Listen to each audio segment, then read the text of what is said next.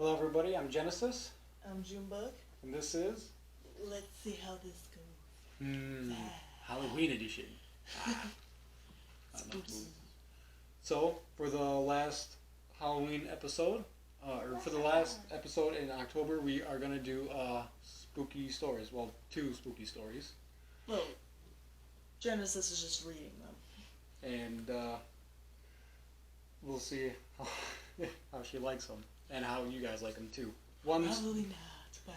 One story I've heard before, it was posted on Imgur that... Oh, okay. I thought you meant like I've heard it before. Nope, I've read it before, and it's one of my favorite stories. It's very, very spooky. He's obsessed with skinwalkers. Yeah, Jenna and Julian did an episode on Their podcast. Yes, and it was I really enjoyed the Skinwalker story, so I thought I would do some myself. I'm not a big spooky person. I've never really seen an official horror movie because I know it's not for me. Hence my costume. I'm just a purple thing, and he's that. Get out of town. They can't see it. Do it that way. It is his mouth that's moving it. As far as she knows. I mean, Genesis. See, if you do stupid stuff, your real name's bound to slip out. My name's not Matt. So, we'll jump right into the first story. I'm sorry about the lighting. We were trying to be spooky. The title of this one is Maybe Trying to Hit It Wasn't the Best Idea. Oh, who's it by? A Redditor named Neptune420. And I'll be posting links to the stories in the description if you want to read the original thread that they were created on Reddit. This one, it doesn't say, but these 2 stories are over 4 years old. They've been around for a minute. Do you know if it's true or not? I can't say one way or the other. Oh, they didn't say. There are true Skinwalker stories, true. Yeah. And this one was just under Skinwalker story, so I don't know if it's true. Right. Both of them take place from the storyteller's point of view, so I'm assuming they're true, or at least have a sliver of it. Anyways, my father owns a small delivery service that operates out of Farmington, New Mexico. We mostly deliver small packages to the middle of nowhere that are too much of a hassle for the larger delivery companies to bother with. My dad is the only employee, and we have a few pickup trucks and a trailer. One day we get a delivery out to Window Rock, Arizona, on the Navajo Reservation about 2 hours from Farmington. My dad gets the call for the job. You okay? Yeah, I'm seeing it. Okay. Just keep going. My dad gets the call for the job while he's chilling with his Navajo friend, Travis, and his girlfriend. Travis mentions how he's got family in Window Rock and hasn't seen in ages, and suggests that they go with him. I was about 6 or 7 at the time, and it was the summertime, so Dad decides we'll all go down together. He can do his delivery real quick, and then while Travis sees his family, we can go check out the Window Rock. We had to convoy in separate trucks since my dad's was loaded with freight. We decided to bring along some walkie-talkies so that we could communicate with one another. We spend our time in Window Rock. Everything is generally uneventful, and we start heading home along the whole old highway with my dad in front and Travis and his girlfriend in the truck behind us. I honestly don't remember most of the Window Rock trip, but this next part I can never forget. We're somewhere on the highway between Window Rock and Gallup, New Mexico. It had just rained earlier in the day, and the road was kind of slick, so we were taking it pretty slow. On the left of the highway there was nothing but sandstone cliffs, and on the right there was a huge field separated from the road by a small barbed wire fence. We crest the top of this hill, and down at the bottom of the hill we see what appears to be a very large dog sitting back on its haunches in the middle of the road, facing the cliffs. My dad calls over the radio, "Hey Trav, do you see the big ass dog?" Travis starts yelling back over the radio, "That's not a dog, speed up right now and hit it." He's almost hysterical. He just keeps screaming, "Hit it! JJ, you have to hit it. Hit it, please. Hit the fucking thing right now." I'm going to have to bleep that. Sorry. Oh, it's fine. So my dad starts to speed up, and as we get a bit closer, we begin to see a little more clearly. It's covered in this brown, wiry, matted hair that appears to have dried blood all over it. It's still facing the cliffs, but the moment our headlights hit it, it turns and looks at us, and it has a face. I don't know how else to describe it other than a mix between a bear's and a human's face. It looks twisted and distorted and almost in pain. As we get closer to this thing, we start to realize it's actually fucking huge. Though it was still sitting on its haunches, it was about shoulder height with the hood of the truck. We literally get inches from hitting it when it lets out a scream that sounds like someone screaming as their lungs were filling with water, and it leaps backwards towards the field, landing just on our side of the barbed wire fence. Then with another leap, it was gone from sight. Travis comes over the radio again. Holy shit, keep driving. We have to get out of here. We have to go faster. He kept repeating this last part. We have to get out of here. We have to go faster. Pretty soon we're speeding like crazy, and just as we start to come over the outskirts of Gallup, we get pulled over. Travis pulls his truck over with us. Naturally, this makes the cop, a Navajo man himself, very on edge, and he immediately asks why Travis felt the need to pull over as well. Travis says, we just saw a skinwalker a few miles back, and it's following us.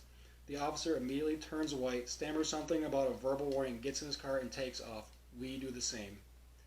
We didn't see anything else that night, but when we got home, Travis refused to let us leave without taking some kind of Navajo totem thing that was supposed to keep it away. Ooh. That was a good story. I definitely enjoyed that one. I'm not as spooked as I thought I would be. We'll see what you think about the next one. I'm gonna have to figure out a way to. I have to give my thoughts. Go ahead. I would be freaked out if I was in this situation. More than a little bit. And it doesn't even have to be a legit skinwalker. It could be a deer. If it came upon me and it was like, track, I would be freaking out. See, I couldn't imagine coming over a hill, seeing what you think is an animal in the middle of the road, thinking it's just like a normal It's dog nighttime, or something. right? Yes. Okay. And then when you get closer, the thing is the size of your vehicle. Like, Is he driving a semi-truck? I don't think so. I think it's just a normal delivery truck. Oh, okay. Like a 2 men in a truck kind of situation? Yeah, but to have that thing with the shoulders come up to the hood, it's got to be That's huge. And I have a huge fear of bears. I feel it's rational. Well, yes. But this thing didn't just have a face of a bear. It also, like a combination of bear and I know, human. I So, heard. so I feel like it would be more or less scary because it's not a bear, but also a human. You decide. I don't like it. Whatever it is, I don't like it. Yeah. Though, the way he described the scream, like it was a human's lungs filling up with blood, that sounds terrifying. Yeah. Next story. Okay, this one I've read before, and this one I really enjoy. It's a little bit shorter than the other one. Well, technically, you've read both. Valid point. If I do anything with my hands, it covers my face. Like the shadows do. I'm just gonna like dip in the. You can still see.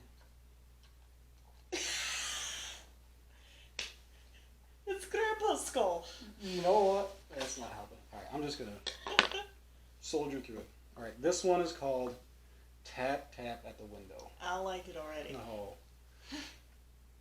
I was a kid when this happened. My uncle and I were finishing up chopping, gathering firewood for my grandmother because it was getting dark. Driving back on a dirt road about 30 miles an hour, I had this awful sense of being watched. Before I could turn to look out my window, the passenger side, my uncle quickly shouted, "Don't!" I completely froze. My heart felt like it was beating out of my chest, then completely stopped when I heard a tap, tap on my window. My uncle sped up and was loudly praying in my native language. I didn't know what was going on, and I thought it was over until our truck suddenly dipped from the bed. My uncle then started saying, "Look at me and don't turn away," over and over. Then I heard it again, tap, tap, but from the window behind me. It was getting harder and harder for me to breathe, and I wanted to cry. A minute or two passed, and the truck dipped again. My uncle looked around and sighed. It was quiet beside the truck and the road. He looked at me and said, "We will ask your father to do a prayer in the morning, so the evil will forget our faces." I remember curling up in the seat and just staring at the radio watching the time, listening to my uncle sing an old prayer till we got to my grandmother's house. I called my uncle because I had a nightmare about that night. We talked about it for a bit. He said, I didn't see faces, just eyes, like brake lights you see on the road. It watched you. Before hanging up, I tried joking with him about it. Why didn't you just step on the brake? It was on the back. No laughter, just a pause. Because it wasn't alone. I don't like that one. No. That one's more spooky. Yeah, that one was so great. It's a little bit shorter, but I feel like that one was definitely the I scary. don't like it. I couldn't imagine you're driving, I'm sitting here, and you hear a tap, tap on the window, and you're like, look at me, don't look at the road. You're just like trying to stop me from seeing what's right there. We would have died if I was the one driving, because I would have cried and crashed the car. Don't do that. You had me driving. No, just the imagination with that one. It's I don't like it. yeah. And the final words of the because it wasn't alone. It's just so terrifying to me. Like I feel like that one could be fake. Like they're a good storyteller. yeah, that one's more likely fake. The first one I feel like could probably be true. It could be, but it doesn't necessarily have to be a legit skinwalker. I feel like it could have been just a messed up bear. Or something. Yeah, I mean we don't know what kind of bears are out in New Mexico. But Yeah. there are bears in New Mexico. Isn't Area 51 in New Mexico? Like, maybe he escaped. It's somewhere south, like Arizona, New Mexico, somewhere in the southern. It's an alien bear. I don't think it's Texas. Which doesn't reassure me if it's an alien bear or a skinwalker. Honestly, I or don't a know. messed up bear. I don't like think- any of them. Yeah, I don't think there's any of the two I would prefer over the other. Like, probably not so much. I prefer staying home. No, I can. Who was that one by? That one's just by Navajo Joe. The first one was Navajo Navajo Joe Joe. 420. This one was just by Navajo Joe. Wonder if they're both his accounts. That's what I was kind of. 420 is when he's getting lit. Or ones he writes while he's high and ones he doesn't.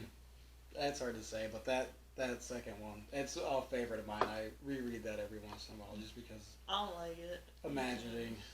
I mean, it's a good story, but I don't like it. Oh man, I can only imagine being a kid with a parent or guardian driving and like them trying to keep their cool under the situation, like just try to like look at me, don't look anywhere else, just focus on me, just trying to get through the moment when you've got this monster, this beast that's just tapping and staring at this little child. Like Just say, this is why I'll be a terrible parent. I cannot keep my cool. Just take it. I'll take care of it for us then. Thank you. Well, those are the stories. Yep. I'm glad there's only two. Yeah, I'm stressed out. if we do more next year, then I'm gonna try and do more than just 2 Skinwalker stories. I'll try and He just really likes skinwalkers right now. I do, and maybe I'll reread that one at the start to kind of kick everything off to set the mood, just because it's my favorite. Maybe Pretty good. I'll get better at reading it. You do pretty good. Do a better storyteller. That's been freaking me out. Okay, it's time to go. All right. Well, thank you for joining us this week. And well, thanks for joining us this month with the spookies. Yes, it was rather enjoyable for me. Halloween's my favorite holiday, and I feel like every weekend we did something very Halloween-y, and I really enjoyed it. We're not doing a month of Thanksgiving crap. That's not happening. I don't know what we could possibly do. 1 week we make turkey, the next week we make stuffing, the next week we eat stuffing. We'll do Thanksgiving stories. Ooh! Well, And then my aunts came, and she was on parole. Oh. I don't know. okay. Well, thank you for joining us, and we'll see you next time. Bye, guys.